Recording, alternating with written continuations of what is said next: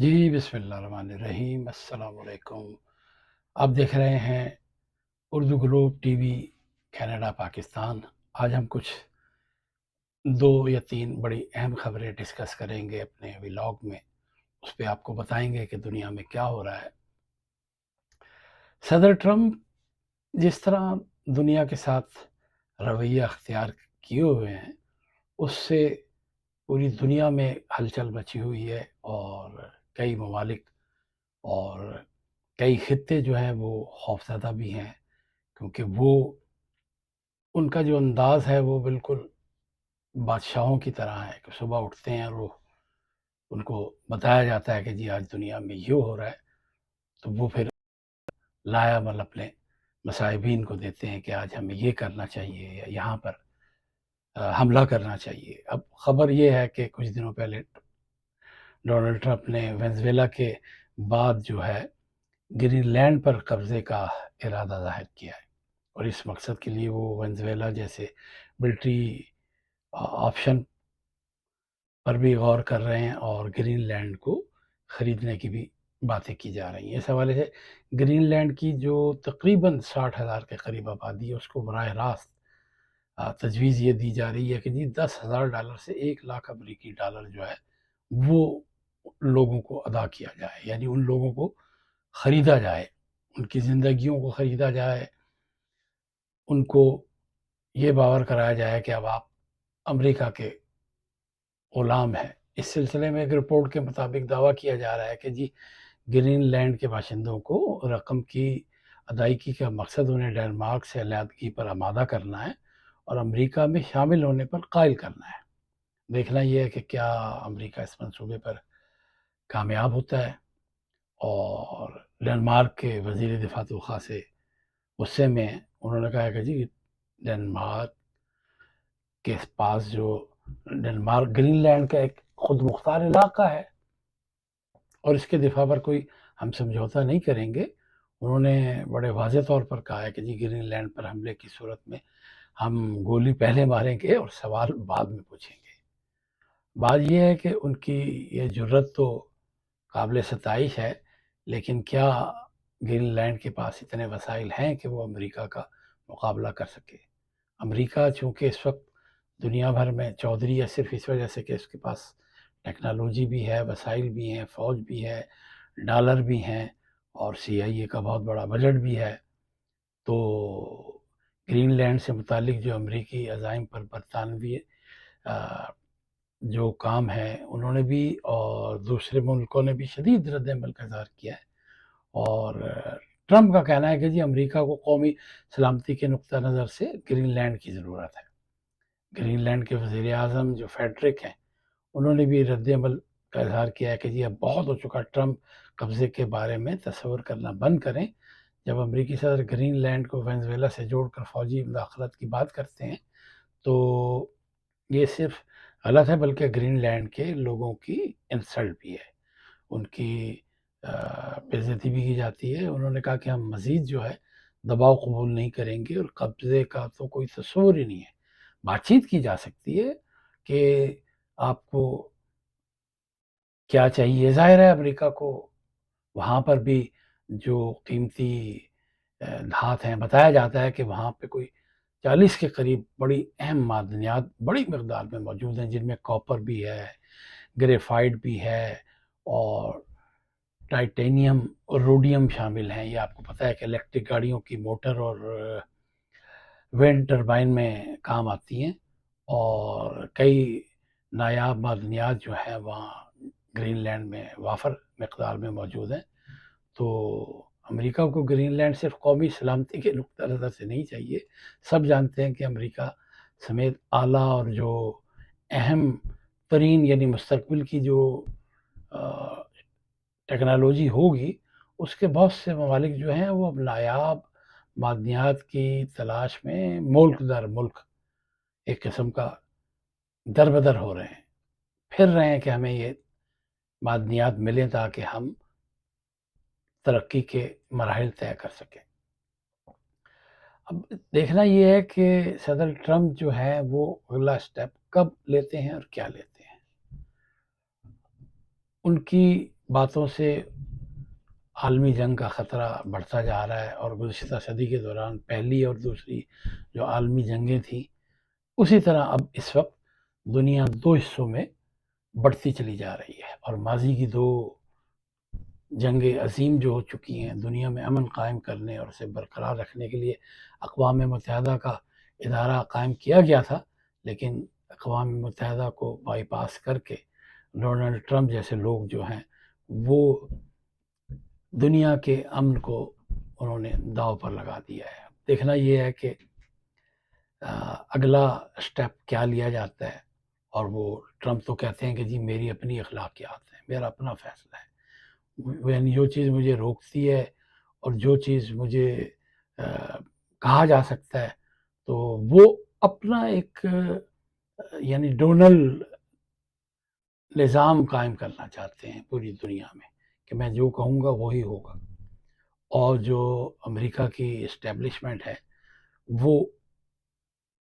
ان کو یوز بھی کر رہی ہے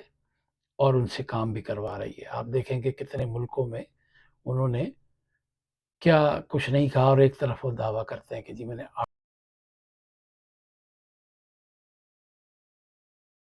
جو جنگ ہوئی تھی اس میں انٹروین کیا تھا انہوں نے، پاکستان کا تھا، برما کا تھا، دو چار اور آذربائیجان کا تھا، لیکن اس میں ان کا اس طرح رکوانے کا کردار نہیں ہے۔ انہوں نے دھمکیاں ضرور دیں، ان ممالک کے اپنے حالات تھے، انہوں نے حالات کو دیکھ کر جنگ مزید آگے بڑھانے سے گریز کیا۔ تو اب دیکھتے ہیں کہ یہ دنیا کہیں عالمی جنگ کی طرف تو نہیں جا رہی۔ اس کے علاوہ ہم بات کریں گے کہ جی اسرائیل نے صومالی لینڈ کو ایک آزاد ریاست تسلیم کرنے کا جو اعلان کیا ہے، در حقیقت آپ کو پتہ ہی ہے کہ وہ مسلم امہ کے سینے میں ایک خنجر پیوست کرنے کے مترادف ہے۔ صومالی لینڈ کے جو صدر ہیں عبد الرحمن، ان کے بارے میں کہا جاتا ہے کہ وہ اسرائیل نواز ہیں، اور وہ غالباً اسرائیل کے خفیہ دورے بھی کرتے رہے ہیں، اور اسرائیل اور یو اے ای کی جانب سے جب ابراہیم اکارڈ پر دستخط سے صومالی لینڈ کی جو علیحدگی پسند قیادت نے اس کا خیر مقدم کیا تھا، اور کہا جا رہا ہے کہ ٹرمپ انتظامیہ باضابطہ طور پر اسے تسلیم کرنے کے حوالے سے صومالی لینڈ کے ساتھ مذاکرات بھی کر رہی ہے۔ 1991 میں خانہ جنگی کے دوران صومالیہ میں صومالی لینڈ نے علیحدگی کا اعلان کیا تھا۔ اس کے بعد سے جو وہاں کے حکومت میں شامل لوگ ہیں، انہوں نے اپنی کرنسی، اپنی فوج اور اپنی ایک حکومت کا اعلان کیا تھا، حالانکہ انہیں عالمی سطح پر کوئی تسلیم نہیں کرتا۔ اس کی سرحدیں ایتھوپیا اور جبوتی سے ملتی ہیں۔ اس کی اہمیت ہے، جغرافیائی اہمیت بہت زیادہ ہے، تجارتی راستہ بڑا اہم ہے، بحر ہند سے یہ سویز کنال سے رابطہ ہوتا ہے۔ اسرائیل کا مقصد اصل میں اس کی زمین اور پانی کو حوثیوں کے خلاف استعمال کرنا ہے، ایران اور حوثیوں کے خلاف اسٹریٹجک فائدہ اٹھانا ہے۔ یہاں ایک بڑے صہیونی فوجی اڈے کے قیام کے خواب دیکھ رہا ہے اسرائیل، اور اسرائیل کی موجودگی کا مقصد یمن، ایریٹریا کی نگرانی بھی کرنا ہے، اور موغادیشو نے صومالیہ کی سالمیت پر اسے براہ راست حملہ قرار دیا، جو اسرائیل کا یہ اقدام ہے۔ اور اسرائیل اس قدم سے نہر سویز کی سلامتی کو بھی شدید خطرہ لاحق ہو گیا ہے، اور سعودی عرب نے بھی صومالیہ کی سالمیت کے لیے اسے خطرہ کہا ہے، اور صومالی لینڈ خطے میں اسرائیل کی چودراہٹ کا مرکز بننے جا رہا ہے، یا یہ کہہ لیں کہ ایک نئی کالونی ممکن ہے ثابت ہو، اور عرب ممالک کو گھیرے میں لینے کے لیے یہ ساری اسٹریٹجی بنائی گئی ہے، اور عرب ممالک کو مزید خانہ جنگی کی لپیٹ میں لیا جانا اصل میں اسرائیل کا مقصد ہے۔ اس ساری صورتحال میں مسلم امہ کو متحد ہونا چاہیے۔ اگر مسلم امہ متحد نہیں ہوتی تو اسرائیل اپنی منمانی کرتا رہے گا، اور مسلمانوں کے لیے اور خاص طور پر سعودی عرب کے لیے یہ کافی مشکلات ہوں گی۔ اور ان دنوں آپ کے علم میں ہے کہ ایران میں جو مظاہرے جاری ہیں وہاں پر مختلف رپورٹس کے مطابق، مختلف خبروں کے مطابق بتایا یہ جا رہا ہے کہ وہاں پر سب سے زیادہ جو ہے مسئلہ 150 کے قریب لوگوں اور پولیس 150 کے قریب لوگوں کی بھی ہلاکت ہے، اور جو پولیس اہلکار کہہ لیں، پاسداران انقلاب ہے، وہ ان کے لوگ اس میں ہلاک ہو چکے ہیں، اور دن بدن ان میں شدت آتی جا رہی ہے۔ حالانکہ ان کے سپریم لیڈر خامنائی صاحب نے کہا ہے کہ ہم جو کور ایشو ہیں، جو انہوں نے تسلیم کیا ہے کہ مہنگائی